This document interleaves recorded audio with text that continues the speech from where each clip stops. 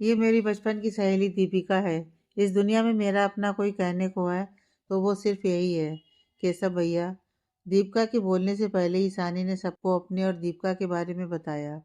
ये तो बहुत खुशी की बात है बेटा, कितने अच्छे मौके पर तुम्हारी अपनी सहेली से मुलाकात हो गई।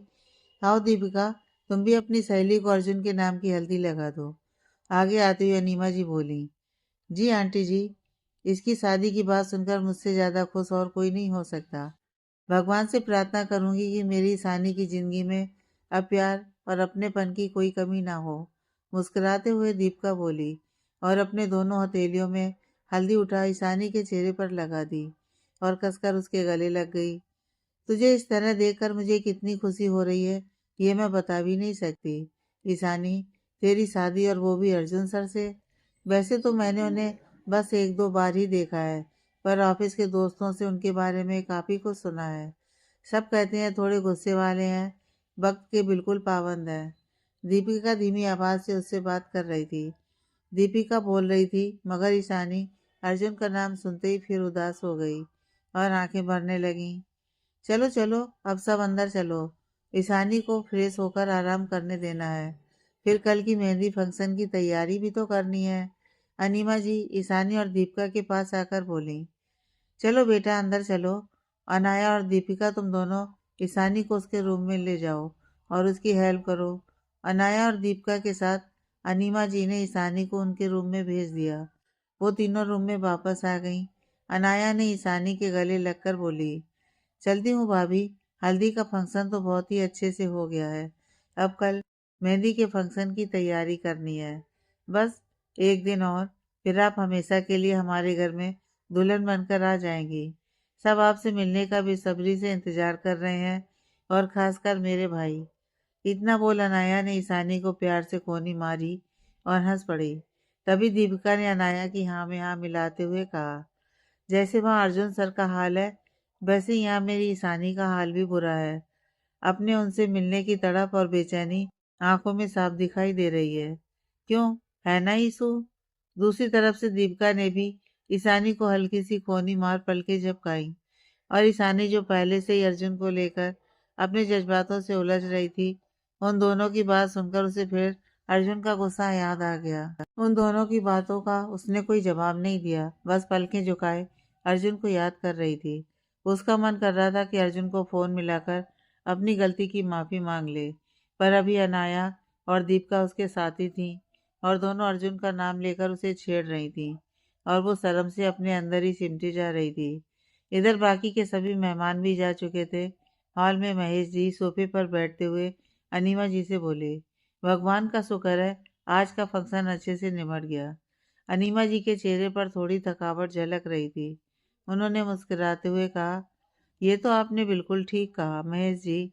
मुझे ईशानी को ऐसे देख कितनी खुशी हो रही है, ये मैं आपको बता नहीं सकती। माता रानी की कृपा और केशव की बदौलत हमें भी बेटी के कन्यादान का पुण्य मिल जाएगा। और ईशानी, वो तो कितनी भोली प्यारी और मासूम है। अनीमा जी बोल ही रही थी कि केशव भी उनके पास आकर बैठ गया और साइड से उन्हें हक करते हुए बोला, आप कितनी थक गई हैं माँ, अब थोड़ा आराम कर लो। उसकी बात सुनकर मुस्कुराते हुए अनीमा जी बोली, हाँ थक तो बहुत गई हूँ, पर अभी मेरे आराम का समय नहीं है। एक बार मेरी बेटी की शादी अच्छे से संपन्न हो जाए, फिर मैं अपने लिए एक सुंदर सी प्यारी सी बहू ले आऊंगी, और फिर मैं बस आराम ही आराम करूंगी। समझे मेरे बेटे? केशव कुछ बोलने वाला ही था कि सामने से अनाया और दीपिका आकर अनीमा जी के सामने खड़ी हो गईं, और केशव की नज़र दीपिका पर ठहर गई। अच्छा आंटी, अब मैं चलती हूँ, भैया की मेहंदी की तैयारी करनी है। इतना कह अनाया विपुल के साथ, जो बाहर अपने फ़ोन पर लगा हुआ था, सिंगानिया हाउस के लिए निकल गई। इधर अनाया के जाने के बाद दीपिका ने भी महेश जी और अनीमा जी से वापस जाने के लिए इजाज़त मांगी, तो अनीमा जी ने मुस्कुराते हुए कहा, ठीक है बेटा, अभी के लिए तो तुम चली जाओ, मगर कल से तुम अर्जुन और ईशानी की शादी होने तक यहीं रहना। दीपिका उनकी बात सुनकर चौंकी, तो अनीमा जी ने उसके सर पर प्यार से हाथ रखते हुए कहा, बेटा, ईशानी तुम्हारी बचपन की सहेली है। अगर तुम उसके साथ रहोगी तो उसको अच्छा लगेगा कि कोई उसका अपना उसके साथ है। बेशक हम सब उसे बहुत प्यार करते हैं, पर हमारे साथ उसने इतना वक्त नहीं बिताया कि हमसे अपने मन की बात कह सके। तुम साथ रहोगी तो उसको एक तसल्ली रहेगी कि वो किसी के साथ अपने मन की बात खुलकर बता सकती है। अनीमा जी की बात का महेश जी ने पूरा समर्थन किया। तुम क्या कहते हो केशव? अनीमा जी ने केशव की ओर देखकर कहा तो वो जैसे एकदम से होश में आया।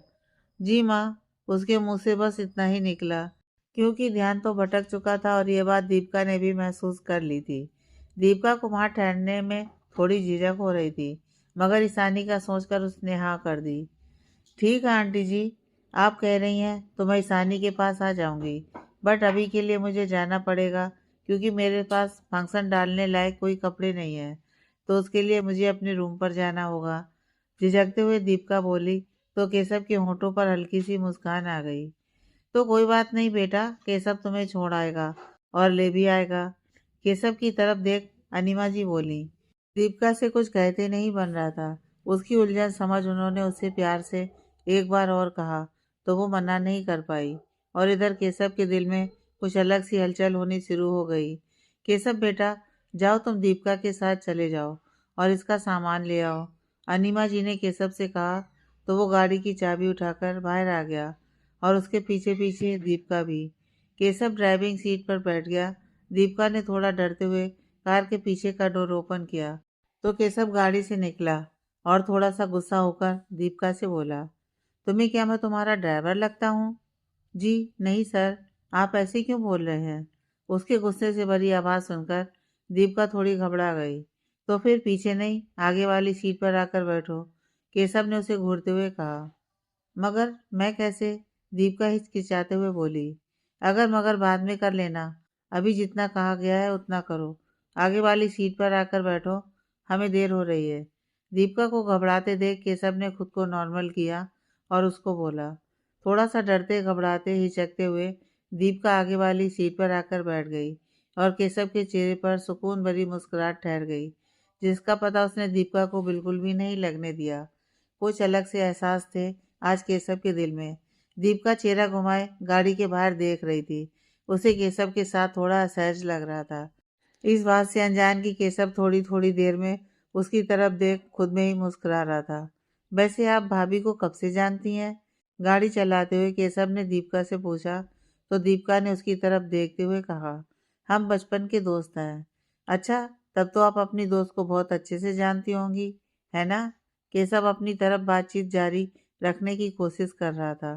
दीपिका अब उससे बात करने में थोड़ी सहज हो चुकी थी, तो वो भी केशव की बातों का जवाब देने लगी। उधर ईशानी अब कमरे में अकेली थी। खुद को फ्रेश कर लेने के बाद वो बेड पर सिरहाने से टेक लगाकर बैठी थी। चेहरे पर उदासी छाई हुई थी। उदास हो भी क्यों ना, उसकी वजह से अर्जुन नाराज जो हो गया था, अब उसे कैसे मनाएगी वो? अर्जुन के सामने आते ही, उसकी आवाज़ सुनते ही उसके दिल की धड़कनें बढ़ जाती हैं। उसकी पलकें खुद ब खुद शर्म से झुक जाती हैं और जबान बंद हो जाती है। अपने दिल के हालातों को समझने की कोशिश कर रही थी। बार बार उसका हाथ फ़ोन की तरफ जा रहा था, मगर हर बार ही वो अपना हाथ पीछे खींच लेती थी। आखिरकार दिल और दिमाग के बीच की जंग दिल ने जीत ही ली और उसने अर्जुन को फ़ोन लगा दिया। इधर हल्दी लगने के बाद अर्जुन अपने कमरे में ही लैपटॉप पर काम कर रहा था। काम तो क्या होना था, क्योंकि ध्यान तो फ़ोन की तरफ था। जैसे ही फ़ोन की घंटी बजी और स्क्रीन पर फ़ोन करने वाले का नाम देख तो अर्जुन के सख्त चेहरे पर एक प्यारी सी मुस्कुराहट आ गई। आखिरकार आपको मेरी याद आ ही गई ईशु, खुद से बोलकर उसने फ़ोन रिसीव किया। फ़ोन के दोनों तरफ दोनों ही अपने दिल की बढ़ी हुई धड़कनों को संभालते हुए एक दूसरे की खामोशी महसूस कर रहे थे। तो क्या आज भी मुझे ही शुरुआत करनी होगी मिसेज अर्जुन सिंघानिया? आवाज में नाराजगी और आंखों में शरारत लिए अर्जुन ने अपनी तरफ से पहल की। आप नाराज हैं मुझसे?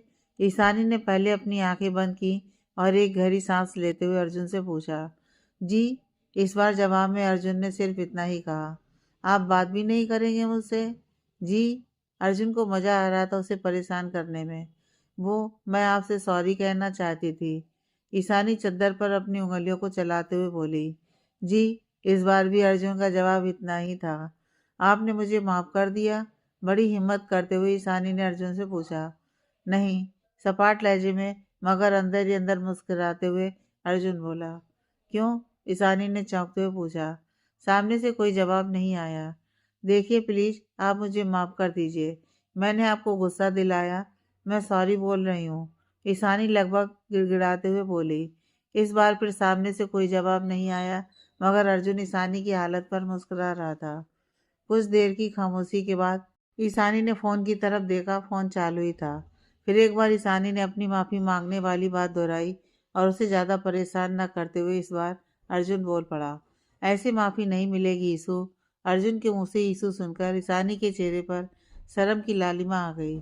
उसकी आवाज में वो खुद पर उसका हक महसूस कर पा रही थी। जी, फिर आप ही बता दीजिए, मुझे आपकी माफी कैसे मिलेगी? शर्माते सकचाते हुए ईशानी ने अपनी बात पूरी की। उसके लिए तुम्हें मेरी एक शर्त माननी होगी। सीधे सीधे अर्जुन ने अपनी बात कह दी। शर्त? कैसी शर्त? अर्जुन की बात सुनकर ईशानी चौंकते हुए बोली। पहले वादा करो तुम शर्त पूरी करोगी। अर्जुन ने अपने शब्दों पर जोर देते हुए कहा। मगर मैं वादा। अब ईशानी थोड़ी परेशान हो गई। रिलैक्स, ऐसा कुछ नहीं कहूँगा जिससे तुम अनकंफर्टेबल फील करो। ओके, तो वादा करती हो? उसकी परेशानी महसूस कर अर्जुन ने बात को संभाला। जी, मैं वादा करती हूँ, आप जो कहेंगे वो मैं करूँगी। अब ईशानी को थोड़ा सब्र आया। पक्का मुझ पर भरोसा है तुम्हें? अर्जुन बोला। खुद से ज़्यादा भरोसा है मुझे आप पर। आप जो कहेंगे कोशिश करूँगी कि मैं कर पाऊँ। पर प्लीज़ आप मुझसे गुस्सा मत होना। ईशानी की बात सुनकर अर्जुन के दिल को सुकून मिला और होठों पर मुस्कुराहट आ गई। थैंक यू मुझ पर भरोसा करने के लिए। कोशिश करूँगा उम्र भर आपका भरोसा कायम रख सकूँ। इस बार ईशानी का चेहरा खिल गया। ओके, तो शर्त यह है कि तुम मुझे खुद से फ़ोन करोगी।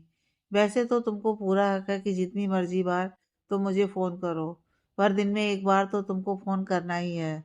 और उस पर तुम सिर्फ हाँ ना जी जैसे शब्दों का इस्तेमाल कम करोगी। और ये शर्त आज से ही लागू होगी तुम पर।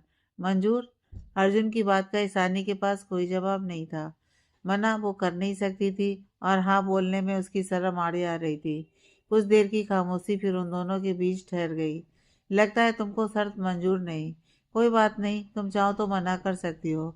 मैं कोई ज़बरदस्ती नहीं करूँगा। अच्छा, रखता हूँ, बाय, अपना ध्यान रखना। इतना कहकर जैसे ही अर्जुन फ़ोन काटने को हुआ, ईशानी तुरंत बोल पड़ी। जी, मुझे आपकी शर्त मंजूर है। ईशानी की बात सुनते ही अर्जुन का दिल नाच उठा और होठों की मुस्कुराहट गहरी हो गई। क्या क्या कहा तुमने? अनजान बनते हुए अर्जुन ने कहा। जी, वो मैंने कहा कि मुझे आपकी शर्त मंजूर है। अब तो आप गुस्सा नहीं है ना मुझसे? ईशानी ने अपने दिल की धड़कनों को शांत करते हुए कहा। ईशु, मैं तुमसे गुस्सा था नहीं, या यूं कहूँ तुम पर गुस्सा हो ही नहीं सकता। मुस्कुराते हुए अर्जुन बोला। ये आप क्या कह रहे हैं ना? अर्जुन की बात से ईशानी हैरान परेशान हो गई। जी, वो क्या है ना कि मेरी प्यारी सी भोली सी वाइफ जी हाँ ना के अलावा कुछ बोलती ही नहीं, और मैं यहाँ उनकी आवाज़ सुनने को तरस गया हूँ। मेरे दिल को सुकून तो उनकी आवाज़ सुनने पर ही आएगा ना, तो बस इसलिए ये सब करना पड़ा। अर्जुन हंसते हुए बोल रहा था और ईशानी अपने उन नए नए जज्बातों से जूझ रही थी। तुम गुस्सा तो नहीं हुई ईशु? अब अर्जुन सीरियस होकर बोला। नहीं, ईशानी ने बस इतना ही कहा। फिर वही एक शब्द।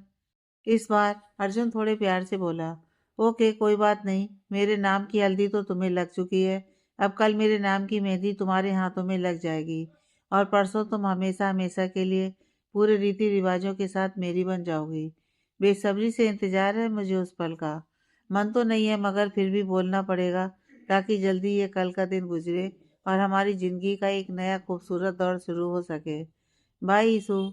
अर्जुन ने ईशानी के दिल के एहसासों को फिर से एक बार छेड़ दिया था। इधर ईशानी अर्जुन की बात सुनकर खुद के भीतर चल रहे तूफान से दो चार हो रही थी। ये क्या हो रहा है मुझे? क्यों अर्जुन जी की बातें मेरे दिल की धड़कनों को बढ़ा रही हैं? हे भगवान, मैंने उनकी शर्त मान तो ली, पर मैं कैसे उनसे बात कर पाऊंगी? इसी ऊहापोह में आज का दिन बीत गया और रात करवट बदलते हुए बीत गई। ईशानी की तो बस शर्त के बारे में सोचकर नींद उड़ गई थी। उधर अर्जुन को भी नींद नहीं आ रही थी, तो उसने अपना लैपटॉप उठाया और खुद को काम में व्यस्त कर लिया। अगली सुबह फिर एक नया सूरज और नई उम्मीद लेकर आया। अर्जुन ने सुबह उठते ही मुस्कुराते हुए गुड मॉर्निंग ईशु, शर्त याद है ना का मैसेज ईशानी को सेंड कर दिया। उसे पता था कि ईशानी उससे बात करने में थोड़ी शर्माती है, हिचकती है, इसलिए उसको सहज करने के लिए उसने ही सुबह का पहला मैसेज भेज दिया। ईशानी, जिसकी अभी अभी कुछ देर पहले ही नींद लगी थी, अभी भी अपने सपनों की दुनिया में खोई हुई थी, जहां वो और अर्जुन एक खूबसूरत से झूले पर एक दूसरे का हाथ थामे बैठे थे। ईशानी अर्जुन के कंधे पर अपना सिर टिकाए हुए थी और अर्जुन उसे अपनी बाहों में समेटे हुए इन पलों को दिल से महसूस कर रहा था। पता नहीं कब और कैसे मुझे आपसे प्यार हो गया अर्जुन। कभी नहीं सोचा था कि मेरी ज़िंदगी में कोई ऐसा आएगा जो मुझे इतना प्यार करेगा, हर मुसीबत से मुझे बचाएगा, हर बार मेरा साथ देगा। हाँ, मैं जानती हूँ कि आप मुझे प्यार करते हैं। आपकी आंखों में, आपकी बातों में मुझे आपका प्यार महसूस होता है और मैं भी आपको प्यार करने लगी हूँ। आपके ना होने पर मेरा दिल आपको ही ढूंढता है। आपकी आवाज़ सुने बिना मुझे चैन नहीं आता, पर मैं क्या करूँ? आपके सामने आते ही मेरी नज़रें शर्म से खुद ब खुद झुक जाती हैं, होंठ खामोश हो जाते हैं और दिल, वो तो मेरे बस में नहीं रहता। ज़िंदगी में इतने दुख झेलने के बाद मैंने अपनी किस्मत से समझौता कर लिया था, पर आपके साथ जुड़ना शायद मेरी ज़िंदगी का सबसे खूबसूरत सच बन गया। आपके मेरी ज़िंदगी में आने के बाद मेरा दिल प्यार का एहसास समझने लगा है। आपसे मिलने के बाद बस इतना ही कहूँगी, तुम साथ हो जो मेरे किस चीज़ की कमी है। थैंक यू मुझे अपनी ज़िंदगी में शामिल करने के लिए। आई लव यू अर्जुन। उठो बेटा, चलो फ्रेश हो जाओ और नाश्ता करने नीचे आ जाओ। ये अनीमा जी थीं जो ईशानी के उठने का इंतजार करने के बाद खुद ही उसके रूम में उसे उठाने आई थी, मगर ईशानी को जैसे कुछ सुनाई ही नहीं दिया। देता भी कैसे? इस वक्त वो अपने अर्जुन जी के साथ थी। कोई हलचल ना होते देख अनीमा जी उसके सर के पास आईं और उसे एकटक देखने लगीं। उसकी मासूमियत से भरा चेहरा सोते हुए और भी ज्यादा मासूम लग रही थी वो। अनीमा जी उसे यूं चैन से सोते देखकर मुस्कुरा रही थीं, पर तभी उन्हें याद आया कि आज ईशानी की मेहंदी की रस्म है, तो उन्होंने बहुत ही प्यार से ईशानी के सर को हाथ से सहलाया और उसे उठाने लगी। इतने ममता भरे हाथों का एहसास महसूस होने पर ईशानी एकदम से उठकर बैठ गई। सामने बैठी अनीमा जी बहुत ही लाड से उसे ही देख रही थी। सॉरी माँ, पता नहीं कैसे मैं इतनी देर तक सोती रह गई। ईशानी थोड़ी परेशान होते हुए बोली। तो क्या हुआ मेरी बच्ची? शायद कोई प्यारा सा सपना देख रही होगी तुम, और तुम्हें यूं सोते देख मेरा भी बिल्कुल मन नहीं था तुम्हें जगाने का। पर आज मेहंदी है तो तुम्हें टाइम से रेडी हो जाना चाहिए। अभी कुछ देर में सब मेहमान आ जाएंगे और अर्जुन के घर से मेहंदी भी आने वाली है, तो बस इसी चक्कर में तुम्हें तो उठाना ही था। अनीमा जी ने उसके गाल को प्यार से थपथपाते हुए बोली। जी माँ, मैं अभी तैयार हो जाती हूँ। ईशानी ने अनीमा जी को कहा तो वो जल्दी आना कहकर बाहर चली गईं। अनीमा जी के जाने के बाद ईशानी अपने सपने के बारे में सोचकर खुद ही शर्म से सिमटी जा रही थी। इस वक्त दिल की धड़कनों की रफ्तार बढ़ने लगी थी। अर्जुन की शर्त याद आते ही उसने जल्दी से फ़ोन उठाया तो देखा कि अर्जुन का मैसेज आया हुआ था। गुड मॉर्निंग अर्जुन जी। अर्जुन का मैसेज पढ़ने के बाद उसने झिझकते हुए रिप्लाई कर दिया। बिना एक पल की देर लगाए तुरंत ही अर्जुन का मैसेज आया। बड़ी देर बाद रिप्लाई किया ईशु। जी, वो मैं सो रही थी। ओह अच्छा, वैसे क्या सपना देखा सोते हुए? सपने के बारे में सोचते हुए ईशानी के चेहरे पर एक खूबसूरत सी स्माइल आ गई। सपने में सही, मगर उसको अर्जुन के सामने अपने हाल दिल बताने का मौका जो मिल गया था, हकीकत में तो ये उसके लिए नामुमकिन बात ही लग रही थी। बताओ ना, सपने में क्या देखा?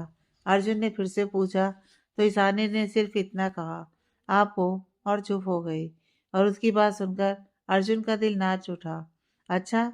अर्जुन की आवाज़ में एक अलग सी खुशी महसूस कर रही थी वो, और शायद खुद के भीतर भी वही जज्बात उमड़ कर आ रहे थे। शर्त याद है ना? आगे ज़्यादा ना पूछकर अर्जुन ने उसको शर्त याद दिलाई।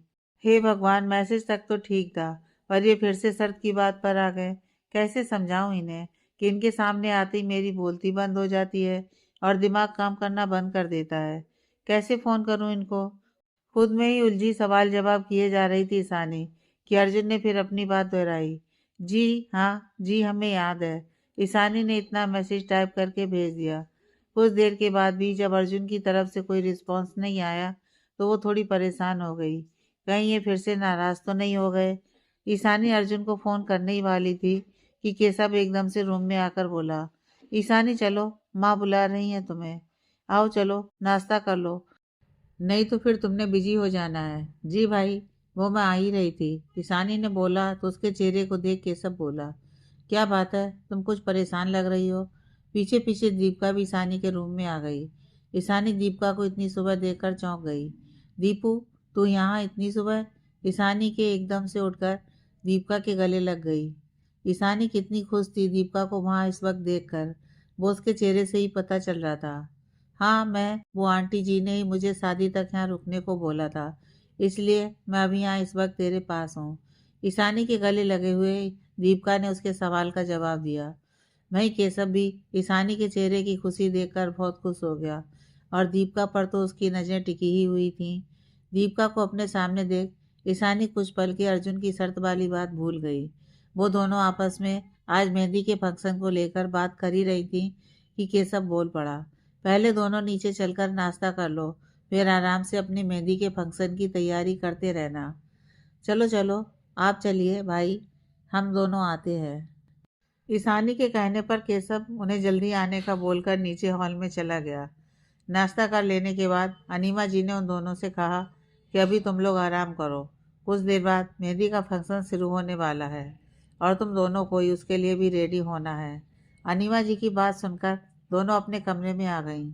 ईशु, एक मिनट, मैं मम्मी को फ़ोन कर लेती हूँ। कल की भाग दौड़ में मैं उन्हें फ़ोन नहीं कर पाई तो वो परेशान हो जाएंगी। दीपिका की बात सुनते ही ईशानी के चेहरे का रंग बदल गया, क्योंकि उसे अर्जुन के मैसेज और शर्त की बात याद आ गई। हे भगवान, वो मेरे फ़ोन का इंतज़ार कर रहे होंगे, अब क्या करूं? तुरंत ही उसने फ़ोन उठाया और कांपते हुए हाथों से अर्जुन को फ़ोन मिला दिया। उधर अर्जुन भी बेकरारी के साथ ईशानी के ही फ़ोन का इंतज़ार कर रहा था। जैसे ही फ़ोन की घंटी बजी, वो मुस्कुरा उठा। हाँ, तो इनको मेरी याद आ ही गई, थोड़ी देर से ही सही, मगर चलो कोई बात नहीं, आज के लिए इन्हें माफ़ किया। खुद में ही सोचते हुए अर्जुन ने फ़ोन उठाया। जी, वो सॉरी, वो आंटी जी ने नाश्ता करवाने के लिए नीचे बुला लिया था, इसीलिए मैं आपको फ़ोन नहीं कर पाई। आप प्लीज़ गुस्सा मत होना। हर बार अटकते हुए अपनी बात पूरी करने वाली ईशानी आज एक ही सांस में अपनी बात पूरी कर गई, जिसको सुनते ही अर्जुन को थोड़ा चैन मिला कि चलो शर्त के बहाने ही सही, इन्होंने मुझसे बात तो की। अर्जुन की तरफ कोई जवाब न पाकर ईशानी थोड़ी परेशान हो गई। हेलो हेलो, आप सुन रहे हैं ना? आप प्लीज़ गुस्सा मत होइए, मैं आगे से पूरा ध्यान रखूंगी। प्लीज़ मुझे माफ़ कर दीजिए। बोलते हुए ईशानी की आंखों में नमी आ गई और आवाज़ भी कांपने लगी। ईशानी की परेशानी महसूस कर अर्जुन तुरंत बोला, हे ईशु, प्लीज़ रोना मत, मैं तुमसे बिल्कुल भी गुस्सा नहीं हूँ, संभालो खुद को। मुझे पता है कि कोई ज़रूरी काम आ गया होगा, जिसकी वजह से तुम मुझे फ़ोन नहीं कर पाई होगी। आखिर शादी वाला घर है, so don't be upset, I understand. Arjun की आवाज़ सुनकर ईशानी के बेचैन दिल को थोड़ा चैन आया, पर अब वो खामोश थी। ईशानी को चुप देखकर अर्जुन बोला, वैसे मैं फिर गुस्सा हो जाऊंगा? पर क्यों? उसकी बात सुनकर ईशानी ने तुरंत पूछा। वो इसलिए मिसेस सिंघानिया, क्योंकि तुम फिर से चुप हो गई हो। वो मुझे समझ में नहीं आ रहा कि मैं क्या बात करूं आपसे। ईशानी को समझ में नहीं आ रहा था। अच्छा कोई बात नहीं, आज शर्त का पहला दिन है और तुमने मुझे फ़ोन भी किया, तो मैं ज़्यादा कुछ नहीं बोलूँगा। पर कल के बाद तो तुम हमेशा के लिए मेरे पास आ जाओगी, तब तुम्हें जी भरकर सुनूंगा, तब कोई बहाना नहीं सुनूंगा मैं, अर्जुन ने शरारत से बोलते हुए कहा। हाँ, ईशानी शर्म के मारे आगे बोल नहीं पा रही थी। आज मेहंदी का फंक्शन है, यहाँ तो दादी माँ, चाची, अनाया सब बड़े शौक से मेहंदी लगवाने वाले हैं। मेरे पीछे भी पड़े हुए हैं मेहंदी लगवाने के लिए, पर मुझे ये लड़कियों वाले काम पसंद नहीं। अर्जुन यूं ही बोलता जा रहा था, जिससे ईशानी भी कुछ बोले। जी, आप उन सब का दिल रखने के लिए थोड़ी सी मेहंदी लगवा लेना। अर्जुन का तरीका काम कर गया। बस थोड़ी सी? तुमने कहा है तो फिर ठीक है, तुम्हारा नाम ही लिखवा लूँगा। क्यों, सही रहेगा ना? अर्जुन की बात सुनकर ईशानी फिर चुप हो गई। फोन पर ही दोनों एक दूसरे के दिल के एहसासों को महसूस कर रहे थे। दोनों फोन पर यूं ही चुप रहते अगर दीपिका ईशानी को नीचे ले जाने के लिए नहीं आती। ईशु, चल नीचे, सब तुझे बुला रहे हैं मेहंदी लगवाने के लिए। जाइए और मेरे नाम की मेहंदी अपने हाथों में लगवाइए। कल आ रहा हूँ तुमको हमेशा के लिए अपना बनाने। तैयार रहिएगा Mrs Arjun Singhania. Bye. I love you. आखिरी के 3 शब्द अर्जुन ने अपने मन में ही बोले थे। अर्जुन की बात सुनकर ईशानी की पलकें शर्म से झुक गईं, जैसे अर्जुन उसके सामने ही खड़ा हो। ओहो, मेरी ईसु खुद को इतना शर्मा रही है। किससे बात कर रही थी? जैसे तेरे गालों पर गुलाबी रंग आया है। साफ पता चल रहा है कि फोन की दूसरी तरफ कौन थे। दीपिका ईशानी को हल्का सा कंधा मारते हुए बोली। मेहंदी के फंक्शन के लिए ईशानी ने बड़ा ही प्यारा सा पैरेट ग्रीन कलर का अनारकली सूट पहना, जिसके साथ उसने मैचिंग एक्सेसरीज पहनी थी। हल्का सा सटल मेकअप में वो और भी खूबसूरत लग रही थी। दीपिका ने भी बॉटल ग्रीन कलर का गाउन और मैचिंग ज्वेलरी डाली थी। दोनों जैसे ही बाहर आई, सबकी नज़रें उनकी तरफ घूम गईं। कितनी प्यारी लग रही हो तुम दोनों। भगवान तुम्हें बुरी नज़र से बचाए। अनीमा जी ने मुस्कुराते हुए दोनों की बधाइयाँ उतारी। केशव भी उन दोनों को देखकर बहुत खुश हुआ, पर नज़रें उसकी एक पर टिक गई थी। तभी उसके फ़ोन का मैसेज आया, जिसे पढ़कर वो मुस्कुरा दिया और सामने से चली आ रही ईशानी की तस्वीर खींचकर उस नंबर पर भेज दी। दोनों सहेलियां आकर बाहर हॉल में बैठ गईं और मेहंदी वाली ने ईशानी के हाथ पर मेहंदी लगानी शुरू की। शुरू में दीपिका ने मेहंदी वाली से अर्जुन का नाम इस तरह लिखने को कहा कि उसे वो नाम मिल ही ना पाए। उसकी बात सुनकर ईशानी के होठों पर हल्की सी हंसी आ गई।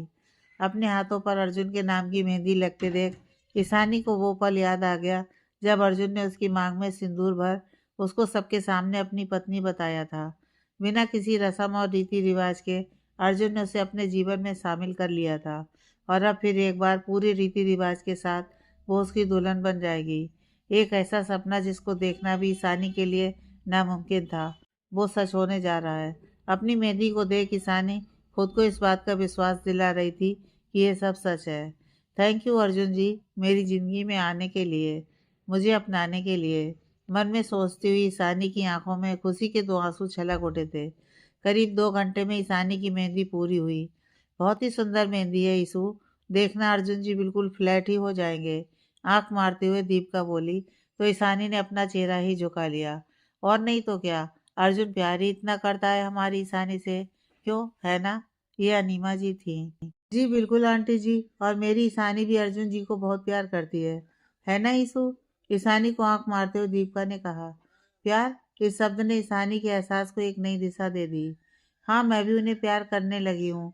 बेशक अभी कुछ ही दिन हुए हैं उनसे मिले हुए, मगर वो मेरी आंखों में, मेरे दिल में इस तरह से बस गए हैं कि उनका नाम ही मेरे दिल के तारों को छेड़ जाता है।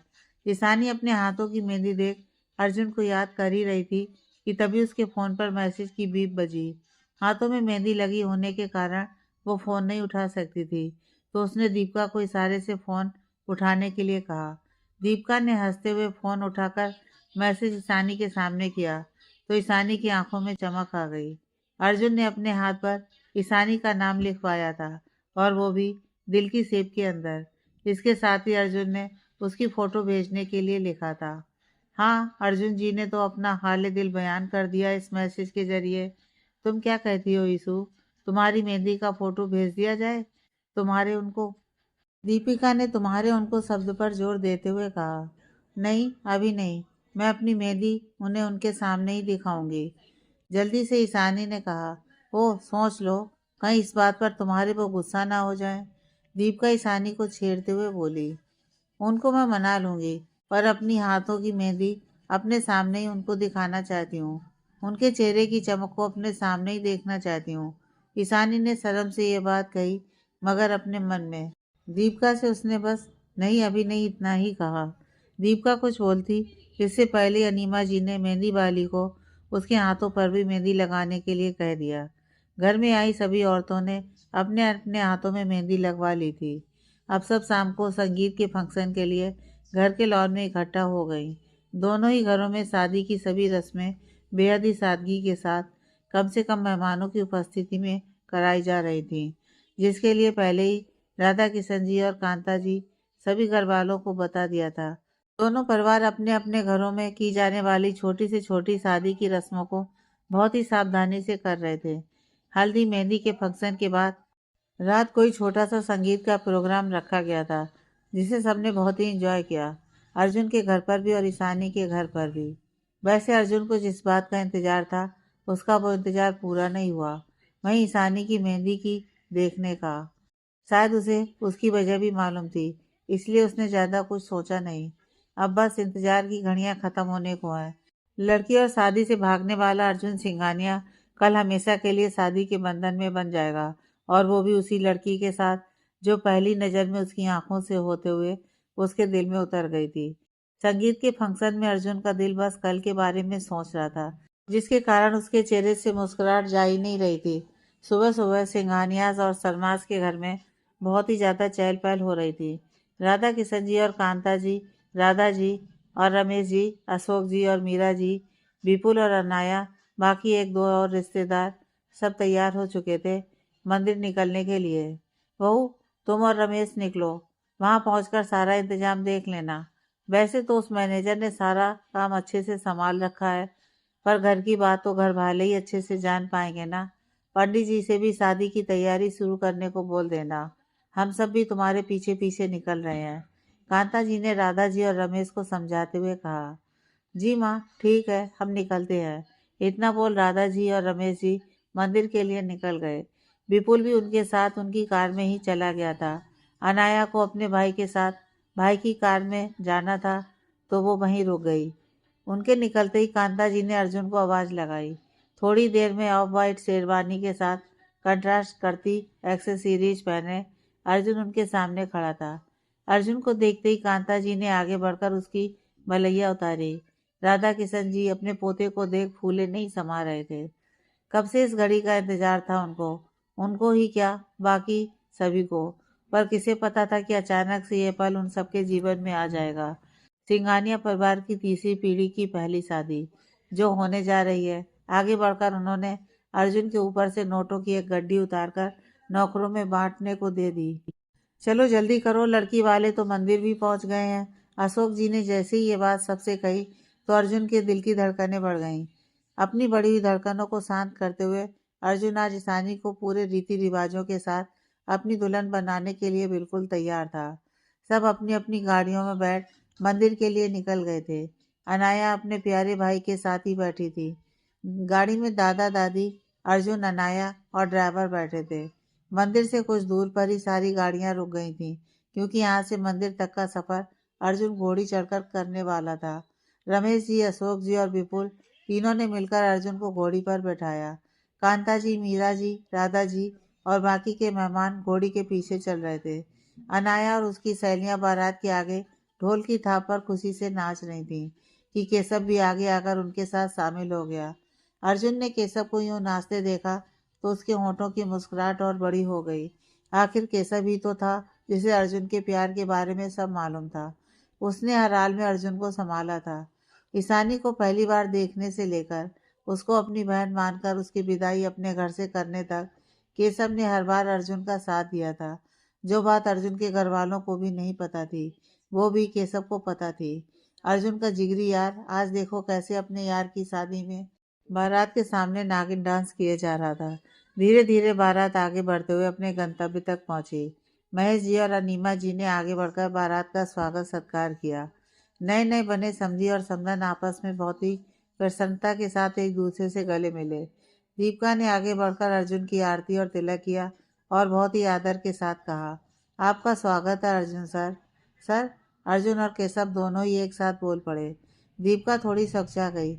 उसको चुप देखकर अर्जुन ने मुस्कुराते हुए कहा, तुम ईशानी की इकलौती दोस्त हो जिसे वो अपनी बहन से भी ज्यादा मानती है ना? दीपिका जी, वो जी हाँ, हम दोनों बचपन की सहेलियां हैं, या शायद सहेलियों से बढ़कर। दीपिका थोड़ी हड़बड़ाई सी बोली, तो फिर आप उनकी बहन ही हुई ना, और मैं उनका होने वाला पति। तो फिर आप ही बताइए हम दोनों का क्या रिश्ता हुआ? अर्जुन ने दीपिका की तरफ देखते हुए पूछा।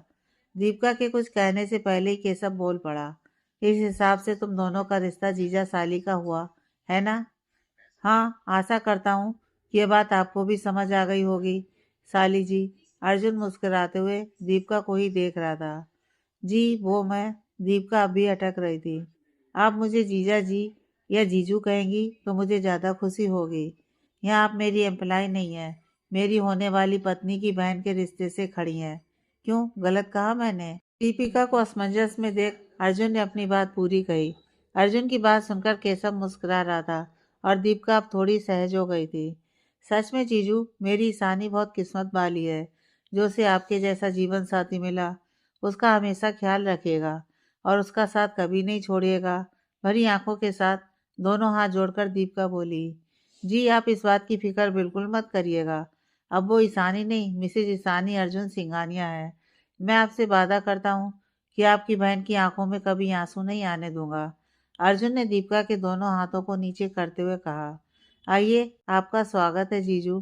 खुशी के आंसू लिए दीपिका ने अर्जुन का हाथ पकड़ अंदर ले आई, जहाँ पंडित जी ने उसे आसन पर बैठने को कहा। अर्जुन ने एक नज़र दादा दादी, माँ और पापा की तरफ देखा तो उन सब ने आंखों ही आंखों में ढेर सारा आशीर्वाद दिया और शादी की वेदी पर बैठने को कहा। अनाया और विपुल तो अपने भाई के साथ ही चिपक कर बैठे थे। अशोक जी और मीरा जी बाकी परिवार वालों के साथ सामने बिछी कुर्सी पर बैठ गए। मंदिर में शादी की सारी व्यवस्था बहुत ही खूबसूरत ढंग से की गई थी। बेशक बहुत बड़े पैमाने पर शादी नहीं की जा रही थी, फिर भी इवेंट मैनेजर ने हर छोटी से छोटी चीज़ का खास ध्यान रखा था। पंडित जी ने सब तैयारी की तो अनीमा जी से दुल्हन को बुलाने के लिए कहा। अनीमा जी ने दीपिका को अपने पास बुलाया और ईशानी को मंडप में लाने के लिए कहा, जिसे सुनकर दीपिका तुरंत ईशानी के रूम में चली गई और मंडप में बैठे अर्जुन के दिल की धड़कनें अलग ही लय में धड़कने लगीं और नजरें बेचैनी से उस ओर देखने लगीं जहाँ से उसकी यीशु दुल्हन के जोड़े में सजी आने वाली थी। उधर जब दीपिका ईशानी को लेने रूम में पहुंची तो ईशानी को देख उसका मुंह खुला का खुला रह गया। सुर्ख लाल रंग के लहंगे में बेहद खूबसूरत गहनों और 16 श्रृंगार में सजी ईशानी किसी अप्सरा से कम नहीं लग रही थी। गाड़ी में पीछे अर्जुन और ईशानी बैठे थे और आगे अनाया और ड्राइवर। ईशानी अभी भी रह रहकर सुबक रही थी, जिसे देखकर अर्जुन को बिल्कुल भी अच्छा नहीं लग रहा था। उसने धीरे से ईशानी के हाथ पर अपना हाथ रख दिया। अर्जुन की छुअन महसूस करते ही ईशानी ने पलकें उठाकर उसकी तरफ देखा तो उसने आंखों ही आंखों में मैं हूं ना का इशारा किया, जिसे देखकर ईशानी थोड़ी शांत हो गई। दूल्हे की गाड़ी अब सिंगानिया हाउस पहुंच चुकी थी। अनाया चहकते हुए गाड़ी से उतरकर अंदर की ओर भाग गई। आखिर द्वार रुकवाई की रस्म जो करनी थी उसे। इधर अर्जुन गाड़ी से उतरकर ईशानी की तरफ आया और गाड़ी का दरवाज़ा खोल उसकी तरफ अपना हाथ बढ़ाया। ईशानी ने धीरे से अपना हाथ बढ़ाकर अर्जुन के हाथ पर रख दिया और धीमे कदमों से गाड़ी से बाहर आई। घर की दहलीज पर पहुंचे तो वहाँ सब लोग अर्जुन और ईशानी का वेलकम करने के लिए खड़े थे। दादाजी के हाथों में आरती की थाली थी और अनन्या के हाथों में चावलों से भरा कलश। मीरा जी ने कुमकुम से भरी परात नीचे रख दी। दहलीज पर आते ही कांता जी ने दोनों के ऊपर से एक लोटा पानी 5 बार उतारा और नौकर को बोल बाहर क्यारी में डलवा दिया। अनाया ने चावलों से भरा कलश दहलीज पर रखा। राधा जी मुस्कुराते हुए दोनों की आरती की और ईशानी से कहा, बेटा इस चावल के कलश को अपने दाहिने पैर से अंदर की तरफ गिराकर घर के अंदर आ जाओ। ईशानी ने सकचाते शर्माते हुए अपने दाहिने पैर से कलश गिराकर अपने नए जीवन में प्रवेश किया। जो कभी उसकी डायरी का अफसाना था, ईशानी का वो सपना आज हकीकत बन चुका था। उसने कनखियों से एक नज़र अर्जुन पर डाली जो उसके साथ ही चल रहा था और उसको मन ही मन बोला, thank you so much Arjun ji, मुझे अपनी ज़िंदगी में शामिल करने के लिए। उसके यूँ बोलते ही अर्जुन ने उसकी ओर देखा तो वो एकदम से सकपका गई और नजरें झुका ली। अर्जुन उसकी हरकत पर हल्का सा मुस्कुरा दिया। कुमकुम भरे परात में अपने दोनों पैर डाल ईशानी धीमे धीमे कदमों से चलकर अंदर आई। पीछे बनते उसके कदमों के निशान देख सबको अलग ही खुशी महसूस हो रही थी, लेकिन अर्जुन, उसका तो दिल ही बाहर निकलने को हो रहा था। कांता जी ने दोनों को ले जाकर मंदिर में दर्शन करवाए और नव जोड़े को सदा फलने फूलने का आशीर्वाद दिया। उन दोनों ने एक बार फिर सब बड़ों के पैर छूकर आशीर्वाद लिया तो सबने दिल खोलकर आशीर्वाद दिया। कुछ ऐसे भी जिसे सुनकर दोनों के चेहरों पर शर्म की लालिमा छा गई। अब बारी थी शादी की सबसे खास रस्म की, अंगूठी ढूंढने की। सारे घर वाले उन दोनों को घेरे हुए बैठे थे। एक बड़ी सी परात में दूध पानी गुलाब की पंखुड़ियां डालकर ईशानी और अर्जुन को आमने सामने रखा गया। राधा जी ने एक सोने की अंगूठी उस परात में डालते हुए उन दोनों से कहा, बच्चों वैसे तो मैं जानती हूँ तुम दोनों एक दूसरे के पूरक हो, मगर फिर भी ये बहुत ही प्यारी रस्म है जो तुम्हें करनी है। तुम दोनों में से जो इस अंगूठी को सबसे पहले ढूंढ कर निकालेगा वो आने वाले समय में अपने पार्टनर पर हुक्म चलाएगा। राधा जी की बात सुनकर उन दोनों ने एक दूसरे की तरफ देखा और नजरें मिलते ही ईशानी की पलकें झुक गईं और अर्जुन यह देखकर मुस्कुरा दिया, मगर उसकी मुस्कुराहट किसी को दिखाई नहीं दी। दादाजी फिर मुस्कुराते हुए बोली, चलो फिर शुरू करते हैं और देखते हैं कौन किस पर अपना हुक्म चलाने वाला है। कांताजी, राधाजी, अनाया और विपुल ईशानी को चेयर अप कर रहे थे और बाकी अर्जुन की साइड से उसे मोटिवेशन दे रहे थे। एक मीरा जी ही थी जिन्हें इन सब में कोई खास दिलचस्पी नहीं थी। पहली बार ऐसा हो रहा था कि घर के इतने शुभ अवसर पर वो शुरू से ही कटी कटी रही थी। घर के बड़ों ने उस बात को महसूस कर लिया था, मगर मौके की नजाकत देखते हुए खामोश ही रहे। नई नवेली ईशानी नजरें झुकाए शर्म से सकचाते हुए परात में हाथ घुमाने लगी और उसी वक्त अर्जुन भी अपनी कोशिश करने लगा। परात में चलते हुए दोनों की उंगलियां एक दूसरे को छू रही थीं और दोनों के शरीर में मीठी सी सिहरन दौड़ रही थी। पहली बार अंगूठी अर्जुन के हाथ लगी तो उसने अंगूठी बाहर निकालकर अपनी जीत दर्ज की। ये देख सबसे ज्यादा अनाया दुखी हुई। राधा जी ने उसे हंसते हुए समझाया कि अभी से दिल छोटा मत करो अनाया, अभी हमारी ईशानी के पास 2 और मौके हैं, क्या पता कब बाजी पलट जाए। यह सुनकर विपुल और अनाया ने अपनी भाभी के कान में फुसफुसाया, प्लीज भाभी आप ही जीतना, कम से कम कोई तो हो हमें हमारे गुस्सैल भाई से बचा सके, प्लीज भाभी। उनकी बात सुनकर ईशानी के चेहरे पर प्यारी सी हंसी चमक उठी। विपुल उठकर पीछे की तरफ आ गया और अर्जुन उन दोनों को ही घूरने लगा। उन दोनों ने बेशक धीरे से यह बात ईशानी के कानों में कही थी, मगर अर्जुन को यह बात सुनाई पड़ गई थी। साथ में ईशानी की हंसी की चमक को भी उसने देख लिया था। तभी कांता जी और राधा जी बोल पड़ी, बहू ये दोनों मौके तूने ही जीतने हैं, नहीं तो हमारा ये गुस्सैल और अकड़ू बेटा सारी जिंदगी तुझ पर अपना रौब चलाता रहेगा जैसे हम पर चलाता है। उनकी बात सुनकर अर्जुन एकदम से चिढ़ते हुए बोल पड़ा, क्या दादी, क्या मम्मा, मैं कब आप पर गुस्सा करता हूँ? अब्बू हम कैसे बता सकते हैं? अगर बता दिया तो हमारी नई नवेली बहू डर नहीं जाएगी कि कैसा पति मिला है मुझे? अटकते हुए राधा जी बोली तो कुछ पल की खामोशी के बाद हॉल में सबकी हंसी गूंज गई और अर्जुन झेप गया। अच्छा ठीक है, चलो जल्दी से रस्म पूरी करो, राधा जी ने कहा और फिर एक बार दूल्हा दुल्हन अंगूठी ढूंढने लगे। दूसरी बार अंगूठी ईशानी के हाथ लगी तो जैसे ही उसने परात से उसे निकाल भाई राधा जी को दिया तो अनाया और विपुल खुशी से चिल्ला उठे, वेल डन भाभी। अब दोनों टीम बराबरी पर थी तो सबकी नजरें आखिरी दांव पर थीं। एक आखिरी बार अंगूठी परात में डाल दी गई और अर्जुन और ईशानी दोनों अपनी सी कोशिश करने लगे। अर्जुन को अंगूठी मिल चुकी थी जिसके कारण उसकी आंखों में चमक आ चुकी थी, पर उसने अपना हाथ बाहर नहीं निकाला। धीरे से अर्जुन ने उस अंगूठी को ईशानी की हथेली पर रख दिया। उसकी इस हरकत पर ईशानी ने चौंकते हुए अर्जुन को देखा जो अपलक उसे ही निहार रहा था।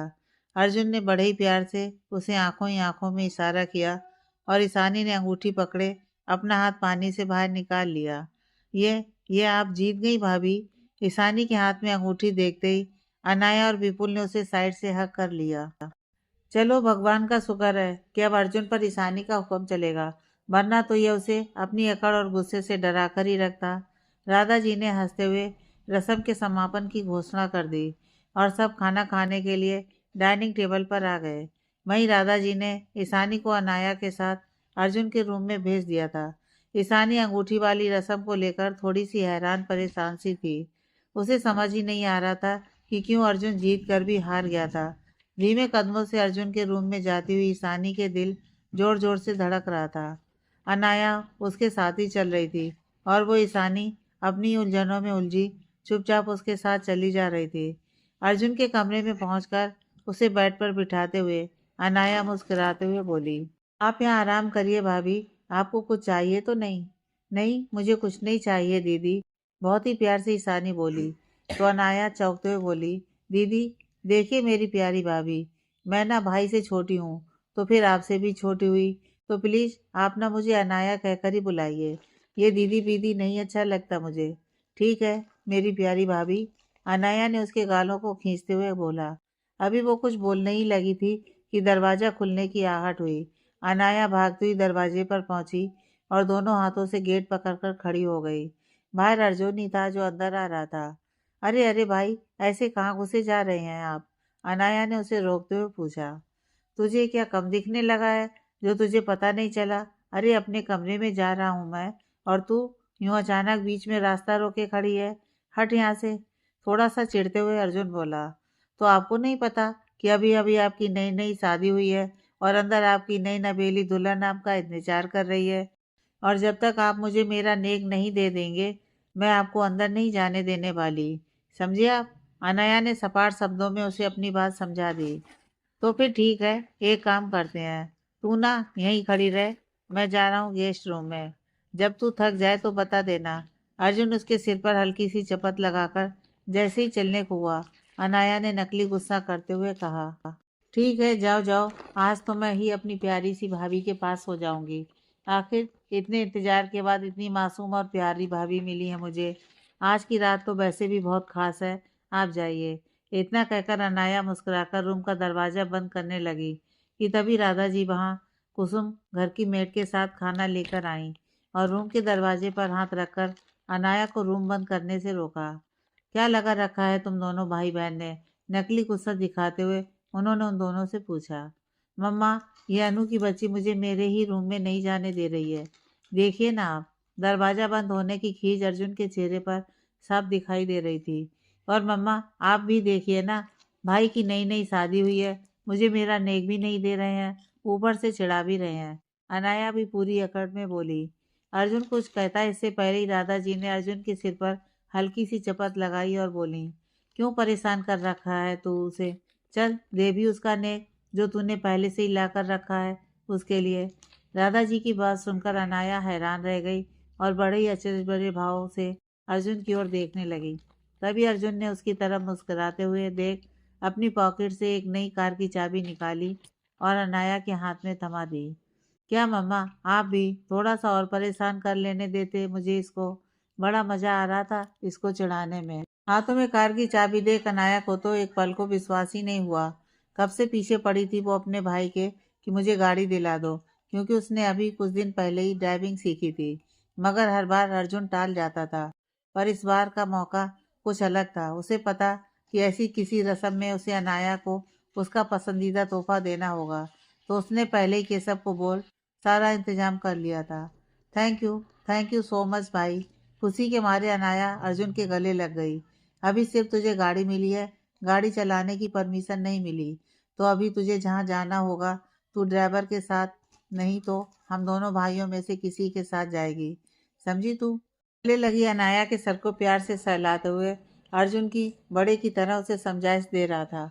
अनाया तो चाबी मिलते ही उछल पड़ी और नीचे भागी अपनी नई नई कार को देखने। सारा परिवार उसको ऐसे खुश देखकर बहुत खुश था, मगर मीरा जी का मुंह बन गया। इशारों इशारों में उन्होंने अशोक जी और विपुल के ये बात जता दी कि विपुल के लिए कुछ नहीं आया, जबकि वो भी अर्जुन का छोटा भाई था। अनाया के रूम से जाते ही राधा जी अर्जुन को लेकर अंदर आईं, जहाँ ईशानी बेड से उठकर साइड में पड़े सोफे पर सिर झुकाए बैठी थी। चलो पहले तुम दोनों कुछ खा लो। सुबह से शादी की रस्मों में तुम दोनों ने ढंग से कुछ भी नहीं खाया है, इसलिए पहले कुछ खा लो और फिर आराम करो। दोनों की तरफ बारी बारी देखते हुए राधा जी ईशानी के पास आईं और प्यार से उसका सिर सहलाया। अर्जुन एकटक अपनी जगह पर खड़ा ईशानी को देख रहा था। आज उसका प्यार उसकी जिंदगी में जो पूरे रीति रिवाज के साथ शामिल हो गया था। ईशानी ने बहुत धीमे से कहा, जी माँ। ईशानी की बात सुनकर राधा जी ने एक बार फिर अर्जुन को इशारा किया कि ईशानी को खाना खिला देना, और फिर नीचे हॉल में चली गईं। अब रूम में अर्जुन और ईशानी अकेले थे और साथ में था दिल में उठते अजीब से जज्बातों का एहसास। ईशानी सोफे पर नजरें झुकाए बैठी थी। उसे मालूम था कि अर्जुन और वो अब अकेले रह गए हैं कमरे में, और अर्जुन उसी को देख रहा है। और यही सच भी था। अर्जुन बहुत ही इत्मीनान के साथ अपनी खूबसूरत हकीकत को अपनी आंखों के जरिए अपने दिल में उतार रहा था। लाल सुर्ख जोड़े में सजी, हाथों में उसके नाम की मेहंदी, माथे पर खिलता हुआ उसके नाम का सिंदूर, पूरे 16 श्रृंगार में सजी उसकी दुल्हन, चेहरे पर छाई बेहिसाब मासूमियत अर्जुन को अपनी ओर खींच रही थी। अर्जुन ने कुछ सोचते हुए उसकी तरफ अपने कदम बढ़ाए। ईशानी बेचैनी से अपने दुपट्टे को उंगलियों पर लपेट रही थी कि अर्जुन ने उसे पुकारा, आइए मिसेस सिंघानिया, खाना ठंडा हो रहा है। ईशानी शर्म और बेचैनी के कारण कुछ बोल नहीं पाई और वहीं बैठी रही। बोलना चाहती थी मगर शब्द गले में ही अटक गए थे। ईशानी को यूं ही चुप बैठा देख अर्जुन ने फिर से उसे पुकारा, ईशु चलो खाना खा लो। जी। ईशानी ने सिर्फ इतना ही कहा तो अर्जुन के चेहरे पर एक स्माइल आ गई। ईशु तुम फिर से जीवों पर अटक रही हो। ऐसा कब तक चलेगा वैसे? अर्जुन उसकी तरफ ही देख रहा था और वो फर्श पर अपनी नजरें गड़ाई थी। दादाजी नीचे हॉल में आई तो सब बड़े वहीं बैठकर बातें कर रहे थे। शादी बहुत ही सादगी से बिना किसी परेशानी के निमट गई थी, बिल्कुल वैसे ही जैसे उन सब ने सोचा था। लेकिन अब उन्हें एक बड़ी पार्टी देनी थी जिसमें सबको बुलाया जाना था। सारे रिश्तेदार, बिजनेस पार्टनर्स और मीडिया वालों को बुलाना था। आखिर सभी के मन में अर्जुन के यूं अचानक शादी करने को लेकर सवाल उठ रहे थे। तो राम नरेश जी, कांता जी, रमेश जी और अशोक जी मिलकर इसी पर चर्चा कर रहे थे कि अब पार्टी का प्रबंध कैसे करना है। कांता जी चाहती थी कि रिसेप्शन जितनी जल्दी हो जाए उतना अच्छा। राम नरेश जी भी अपनी पत्नी की बातों से सहमत थे। तो जब घर के बड़े फैसला कर चुके थे तो बेटों और बहुओं ने तो हाँ में हाँ मिलानी ही थी। राधा बहू, कल ईशानी और अर्जुन को अनीमा जी के यहाँ जाना है पग फेरे की रस्म के लिए। तो सारी तैयारी देख लेना एक बार। जो फल मिठाई वगैरह भेजनी है उसके साथ। कांता जी ने राधा जी को समझाते हुए कहा। जी माँ, बिल्कुल, मैंने सारी तैयारियां कर ली हैं। अनीमा जी का फोन आया था। उन्होंने बताया था कि केशव आएगा कल ईशानी को लेने, पग फेरे की रस्म जो करनी है। राधा जी ने अपनी सासू माँ को सारी बात बताई। मीरा जी वहीं चुपचाप ये सारी बातें सुन रही थी। जब से ईशानी इस घर में आई तब से मीरा जी सबसे कटी कटी रहने लगी थी। जहाँ उसके आने से पहले वो खुशी खुशी अपनी सास और जेठानी की बात सुनती और मानती थी, वहीं अब उनका मुंह बनने लगता है। अर्जुन जैसे हैंडसम, बिजनेस ओरिएंटेड लड़के के साथ उन्होंने अपने दूर की बुआ की बेटी की शादी के सपने देखे थे, जिससे इस घर में उनकी दबदबा बढ़ सके।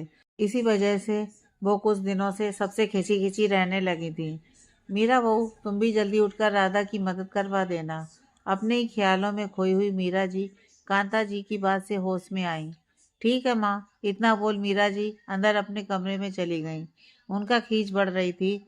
ईशानी को लेकर उनकी नफरत ने उनके मन में छोटी सी जगह बना ली थी, जो पता नहीं आगे चलकर कितना बड़ा रूप लेगी। मैंने कितना कहा था सबसे कि अर्जुन की शादी मेरी बुआ की बेटी से करवा दो। खानदानी होने के साथ साथ कितना कुछ लेकर आती अपने साथ, मगर किसी ने मेरी बात नहीं सुनी। राधा दीदी ने तो उस ईशानी को एक ही झटके में अपनी बहू स्वीकार कर लिया, बिना उसके अतीत के बारे में जाने। उस पर खाली हाथ ही आई है वो लड़की। पता नहीं अर्जुन जैसे हैंडसम लड़के पर अपना जादू कैसे चलाया उस ईशानी ने कि अर्जुन ने सीधा शादी ही कर ली। मैं भी देखती हूँ कितने दिन तक टिक पाएगी वो इस घर में। जलन भरी चिढ़ और गुस्सा मीरा जी के चेहरे पर उतर आया था कि तभी कमरे में अशोक जी भी पहुंच गए और मीरा जी के हाव भाव देख उन्हें कुछ कुछ अंदाजा हो गया था कि माजरा क्या है। अर्जुन की शादी होने से पहले तक मीरा जी का स्वभाव घर के सभी लोगों के लिए बहुत अच्छा था। किसी से उन्हें कोई शिकायत भी नहीं थी। पर अचानक उनके व्यवहार में यूं अचानक से इतना बड़ा परिवर्तन अशोक जी की घबराहट को बढ़ा रही थी। आगे की कहानी नेक्स्ट पार्ट में।